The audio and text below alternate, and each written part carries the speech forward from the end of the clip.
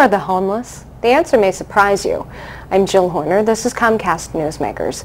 With me this hour is Bill Burns. He's the director of the American Red Cross Lower Bucks County Chapter Homeless Shelter. Thanks for being with us. Thanks for having me. When we talk about the homeless population, there are those who are chronically homeless, but you say there's not a large population of the chronically homeless in Bucks County, but the population of homeless individuals and families is actually changing. It is. I mean, I think in years past, people thought of homeless folks as people pushing shopping carts and vagrants. In fact, today, the largest group and the fastest growing group among the homeless population are families with children. And those are people that we see every day at our shelter. So what's happening to these families? Are they being caught in an economic crunch? Is this due to job loss, a variety of different factors? That's a big part of it. When a recession hits, the economic pressures drive everything down and make it more difficult for people to make ends meet.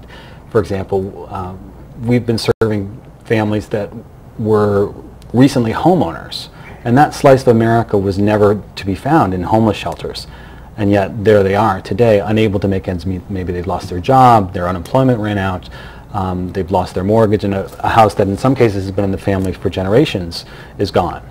So what does this scenario mean for a kid in this situation where a child is homeless?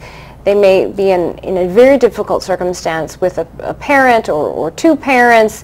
What does it mean to them to actually be in a situation where they're homeless?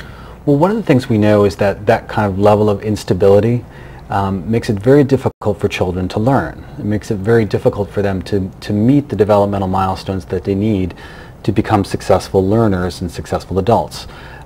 We're very fortunate to live in a community where the Intermediate Unit and other agencies and organizations like United Way support these children in their efforts to get an education and to develop into successful, productive members of society. And you say that's part of what you do as an organization as well, because you're not just providing beds and food, there are supportive services involved as well. Exactly. I mean, one of the things we try to do is mitigate the impact of homelessness on families and children in particular. And we do that in a number of different ways. We have a Saturday morning kids club where our school-age children learn different values and support, academic support, but also how to be a contributor in your community. How can you volunteer? And how can you explore other resources that might be available to you beyond the shelter walls? We provide summer camp opportunities for our kids to go to school or go to camp in the summertime and just have some recreation. So chances for a kid to be a kid even though they're in a homeless shelter. Exactly. Exactly. Now let's talk a little bit about funding, because we talked about supportive services, providing a safe place for families and children to be. You're wearing a Live United t-shirt. You are supported partially through the United Way, so talk to us a little bit about what that support actually means. The United Way enables us to do things we simply would not be able to do were it not for that kind of broad-based community support. We serve over 43,000 meals every year. The United Way enables us to provide healthy, nutritious meals.